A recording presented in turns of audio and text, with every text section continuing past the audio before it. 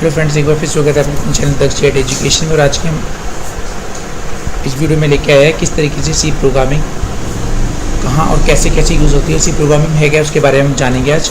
तो ये वीडियो थोड़ी स्पेशल है जो उनके लिए जो खासतौर पे जो प्रोग्रामिंग पे लॉजिक्स पे थोड़ा ज़्यादा ध्यान देते हैं, तो उनके बारे में उनको थोड़ा नॉलेज होना चाहिए कि हम जो सी सीख रहे हैं एक्जैक्टली कहाँ यूज़ होने वाली है और कैसे कैसे एक्चुअली उनका यूज़ किया जाता है। तो ये सी प्रोग्रामिंग के बारे में हम थोड़ा सा जानने वाले हैं। सबसे पहले बात करते हैं कि हम यहाँ पे किसी एक प्रकार की जनरल पर्पस प्रोग्रामिंग लैंग्वेज है। एक्चुअली इसका जनरली जो फोकस होता है वो होता है प्रोसेसिंग बेस। इसे हम प्रोसीजरल प्रोग्रामिंग लैंग्वेज भी बोलते हैं, जो एक्चुअली मेन फोकस करती है प्रोसेसिंग के ऊपर कि हमें एक्चुअली किस तरीके से काम करना है। इस वजह से यही रीज़न है कि एक्चुअली जो है ना, ये विंडोज़ या iOS जैसे ऑपरेटिंग सिस्टम जो बनते हैं, डेवलप किए जाते हैं, उनके अंदर इसका यूज़ किया जाता है।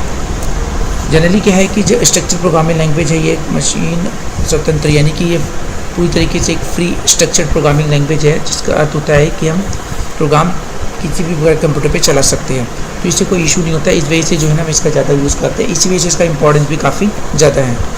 अब बात कर लेते हैं सी प्रोग्रामिंग कहाँ एक्चुअली हम प्रयोग करते हैं, तो हम इसको थोड़ा डिटेल में जानेंगे। प्रोग्रामिंग कई अलग अलग जगह एक्चुअली यूज़ होती है, जो हम बेसिकली जो है सिस्टम डेवलपमेंट से रिलेटेड जितने भी जो टास्क होते हैं और उनसे रिलेटेड जो उनसे सॉफ्टवेयर्स होते हैं, उनके एक्चुअली हम डेवलप करते हैं सी प्रोग्रामिंग के थ्रू।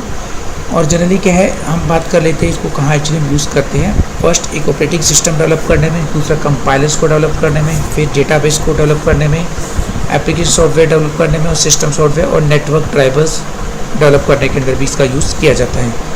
अब क्या है कि जनरली जो ऑपरेटिंग सिस्टम होते हैं, सबको पता है ऑपरेटिंग सिस्टम क्या होता है कि हम एक ऐसा ऑपरेटिंग सिस्टम यानी कि जो यूज़र्स को एक हार्डवेयर पे सॉफ्टवेयर चलाने की परमिशन देता है, जिसके थ्रू यूज़र्स अपने जो जितने भी वर्क्स होते हैं उसको परफॉर्म पूरा कर सकते हैं, फिर नीड के अकॉर्डिंग टू उसमें सॉफ्टवेयर डाल लेते हैं। एक्चुअली ऑपरेटिंग सिस्टम प्लेटफॉर्म है जो आप किसी भी हार्डवेयर पे एक्चुअली से रन करवा सकते हैं। तो उनको डेवलप करने के लिए हम क्या करते हैं, सी प्रोग्रामिंग का यूज़ करते हैं। कंपाइलर्स बनाने में भी इसका काफ़ी यूज़ किया जाता है। देखिए कंपाइलर्स आपको पता है कंपाइलर्स क्या है, कंपाइलर प्रकार के प्रोग्रामिंग लैंग्वेज में इसका यूज़ किया जाता है। जो हमारे जो यूज़र्स जो कोड लिखते हैं उसे सोर्स कोड बोलते हैं, सोर्स कोड को वो एक्चुअली मशीन लैंग्वेज में चेंज करता है, जिसे हम बाइनरी कोड भी एक्चुअली बोलते हैं। तो उसके अकॉर्डिंग टू चेंज करके उसमें इंस्ट्रक्शन प्रोसेस हो जाती है, देन उसके बाद वो वापस हमारी लैंग्वेज में चेंज कर देता है। तो कंपाइलर की जो बनाए जाते हैं जितने भी ऑलमोस्ट वो सी प्रोग्रामिंग के अंदर ही बनाए जाते हैं।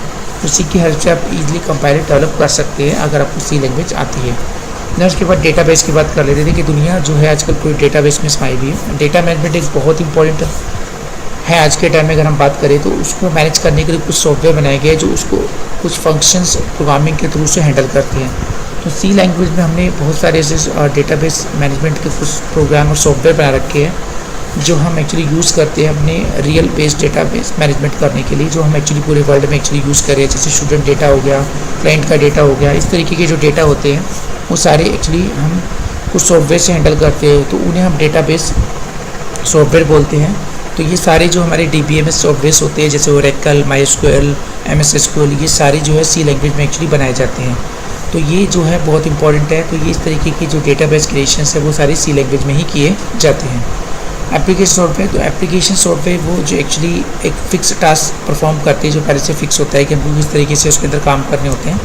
फॉर एग्जांपल जैसे अगर हम बात कर ले एक्सेल, तो एक्सेल का काम फिक्स है कि हम डेटा वहाँ पे मैनेज करते हैं, डेटा को रखते हैं और उसमें स्टोर करवाते हैं, उससे रिलेटेड कुछ ऑपरेशन परफॉर्म करते हैं। तो ऐसे ही कुछ हमारे एंड यूज़र द्वारा जो यानी कि हम फाइनली यूज़र जो होते हैं उनको यूज़ करते हैं प्रोग्राम्स में। तो इस तरीके की जो सॉफ्टवेयर है वो भी आप किसमें सी में बना सकते हैं। तो इस तरीके की सॉफ्टवेयर हम यहाँ पे बनाते हैं। अब बात कर लेते हैं हम एक्चुअली एप्लीकेशन सॉफ्टवेयर में जो हम बात कर रहे थे अभी, तो ये सारे एप्लीकेशन सॉफ्टवेयर में इलेक्ट्रॉनिक स्प्रेडशीट जैसे मैं एक्सेल की बात कर रहा था, इस तरीके के सॉफ्टवेयर भी आप सी में बना सकते हैं। सिस्टम सॉफ्टवेयर, अब सिस्टम सॉफ्टवेयर जो पूरे कंप्लीट सिस्टम को हैंडल करते हैं उसे हम सिस्टम सॉफ्टवेयर बोलते हैं, और ये आपका एक प्रकार का ऑपरेटिंग सिस्टम ही होता है।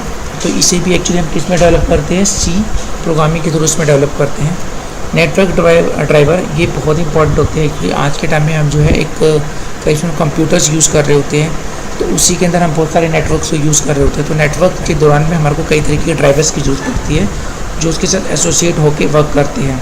तो इस तरीके की जो कम्युनिकेशन हम कर पा रहे हैं वो एक्चुअली नेटवर्क ड्राइवर की वजह से ही कर पाते हैं। तो ये सारे जो ड्राइवर्स हैं ऑलमोस्ट सी लैंग्वेज में ही डेवलप किए जाते हैं। तो यहाँ पर एक्चुअली हम यूज़ करते हैं सी लैंग्वेजेस का। अगर आपको सी लैंग्वेज आती है तो आप इजली इस फील्ड में अलग अलग तरीके के सॉफ्टवेयर डेवलप कर सकते हैं। बड़ी बड़ी कंपनियाँ जो है एक्चुअली सी का यूज़ करती है इस तरीके के सॉफ्टवेयर डेवलप करने में। तो आगे हम फिर जानेंगे दूसरी C++ लैंग्वेज के बारे में, उसका कहाँ और कैसे यूज़ होता है। तो आज के लिए फिलहाल इतना ही। तो पूरे वीडियो देखने के लिए थैंक यू वेरी मच, और आगे फिर मिलेंगे एक नई वीडियो के साथ में। Have a nice day and thank you very much.